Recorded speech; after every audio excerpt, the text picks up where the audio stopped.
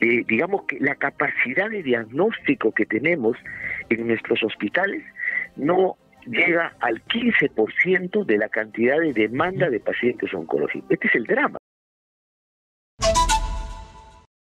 ¿Por qué no se hace realidad hasta el momento?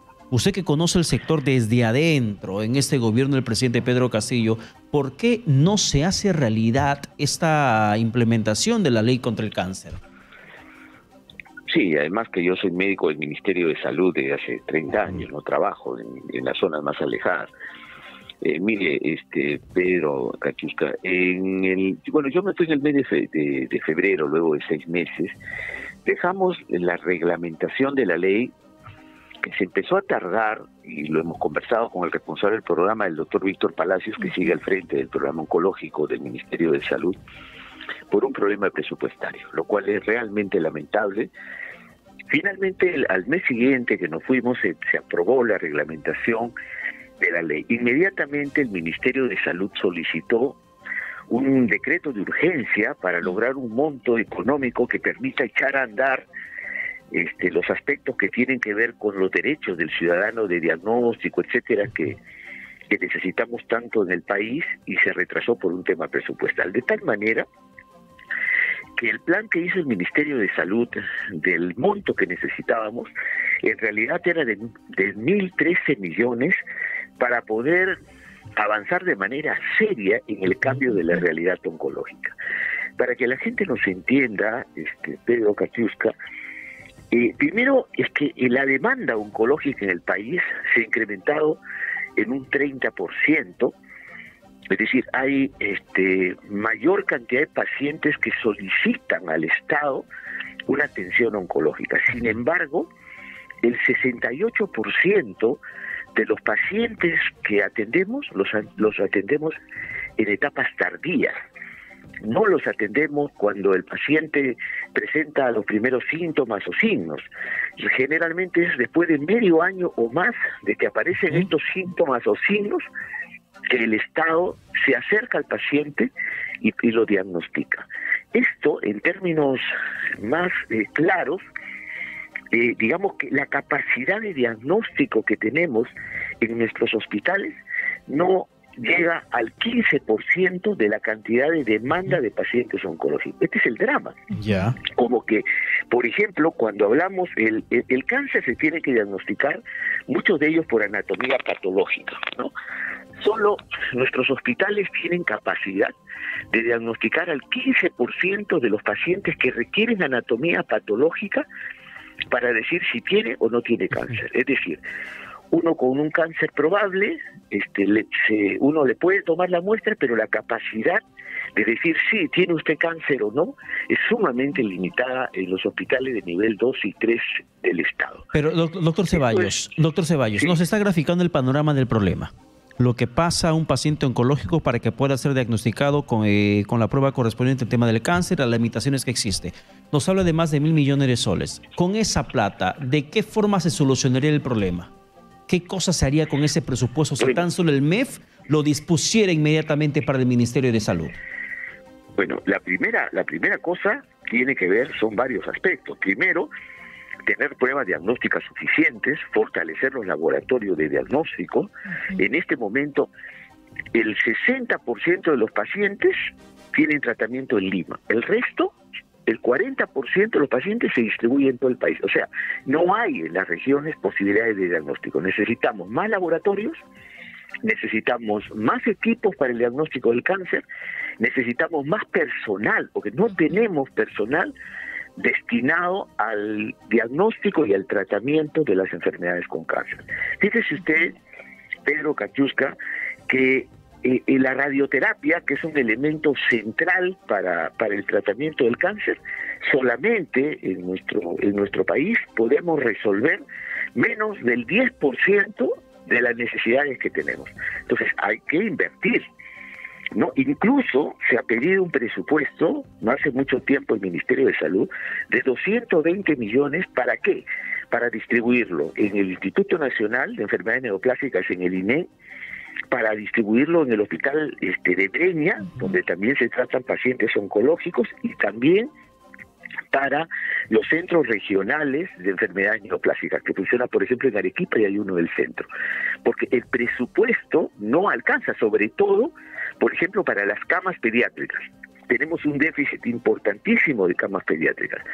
Y el primer problema fue que el Ministerio de Salud necesitaba un decreto de urgencia y el MEF dijo no, el decreto de urgencia no, vamos por no un decreto de urgencia, sino un decreto supremo, ¿no?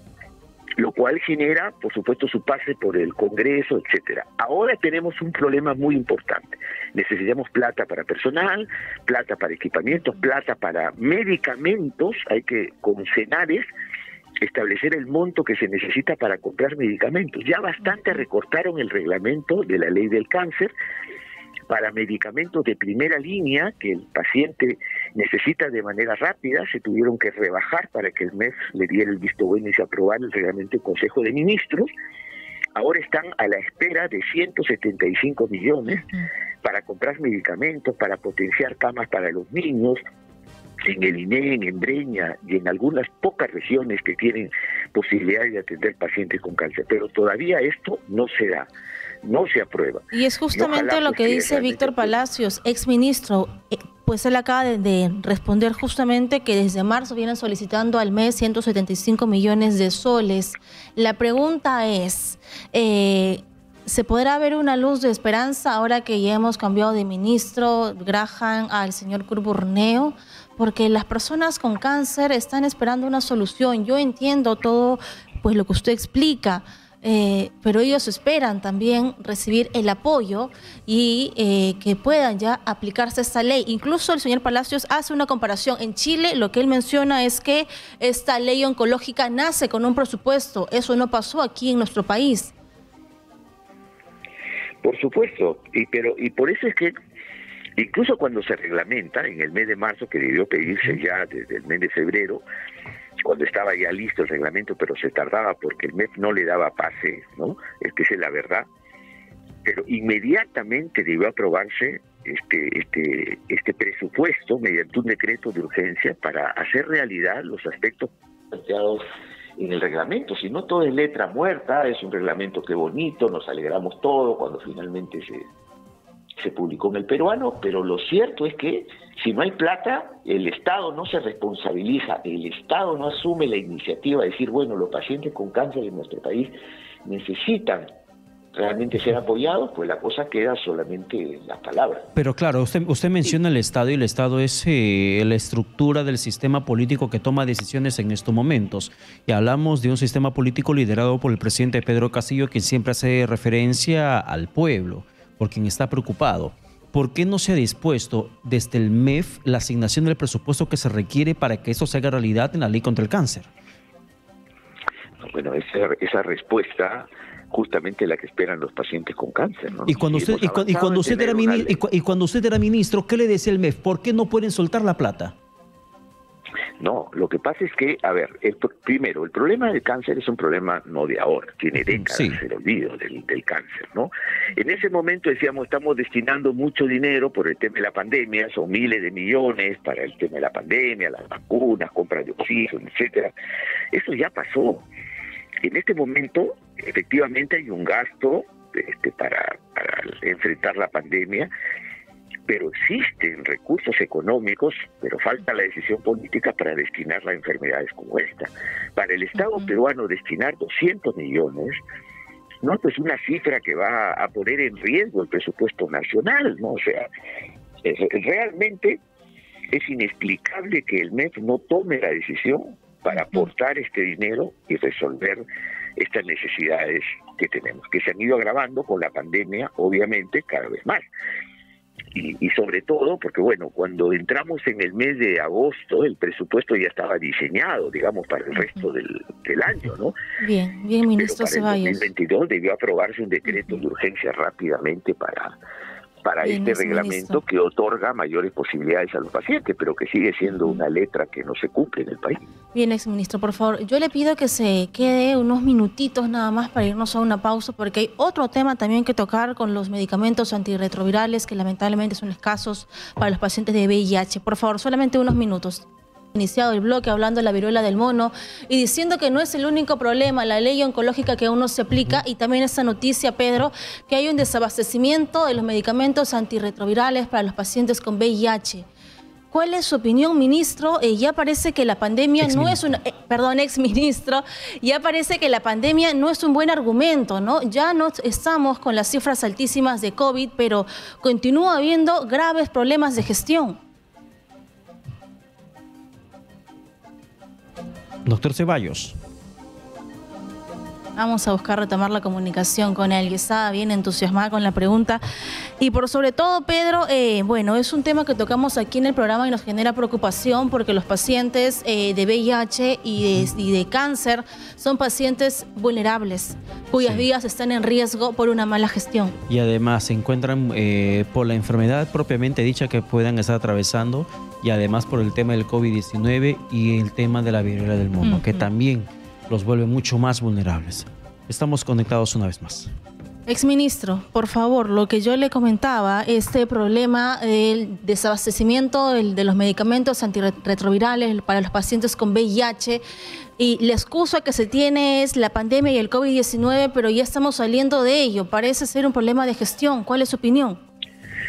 Yo creo que efectivamente la Organización Mundial de la Salud señaló que habían como más de 70 países, 73 países que tenían problemas de abastecimiento de medicamentos. Esto tenía que ver con los proveedores en plena pandemia, efectos del COVID-19, pero y eso generó efectivamente problemas en todos estos países, pero obviamente acá viene la capacidad de gestión, ¿no? Sobre todo porque ya efectivamente la pandemia se mantiene vigente, pero la presión ha disminuido, ¿no? En el tema de la cantidad de pacientes que tenemos hospitalizados. Entonces yo creo que sí, efectivamente se deberían tomar todas las medidas para agilizar, para salir a tener los medicamentos necesarios, que es una urgencia para los países, para los pacientes de VIH, ¿no? Hemos logrado disminuir la mortalidad del VIH de manera sustancial, pero gracias a que los medicamentos están presentes. Si no tienen los medicamentos estos pacientes, pues la cosa se va a complicar y van a morir muchos pacientes. Entonces sí hay una urgencia de gestión eficiente por parte de las autoridades para que esto no ocurra. Pero, ¿no? doctor Ceballos, sí. En ese tema, lo que preguntó Katiuska y lo que está mencionando usted, ¿podría existir la justificación de que el problema de abastecimiento de medicamentos es un tema global y que no solamente repercute aquí en nuestro país, sino que todos los países atraviesan los mismos problemas en abastecimiento de medicamentos como estamos nosotros? No, está claro que luego de varios meses y de gestiones este tema tiene que resolverse, ¿no? Yo entiendo que pueden haber durante 2, 3 meses problemas, pero cuando el problema se va extendiendo y no aparecen medicamentos, hay un tema de falta de reflejos, ¿no? Lo que es cierto es que hay un nivel de burocratización en todo lo que tiene que ver con compras en el Ministerio de Salud, no es de ahora esto, pero no por eso vamos a contentarnos. Necesitamos que los funcionarios de cada una de las áreas actúen con mucha más celeridad, con otro nivel de compromiso, no solo formalmente enviando cartas y que le respondan no tenemos en este momento los medicamentos suficientes, hay que hacer gestiones, salir al mercado internacional y disponer de los recursos que sean necesarios para que no pasen estas cosas que los pacientes tengan que decir no tengo para mi tratamiento regular, ¿no? Así que sí, efectivamente no hay una excusa de decir que en el nivel internacional hay escasez y por eso no tenemos medicamentos. Después de ya varios meses y de la posibilidad de tener gestión, esto no es totalmente válido. Bien, muchísimas gracias por la comunicación alcanzada. No, a ustedes, muchas gracias. Muchísimas gracias. Exministro Hernando Ceballos.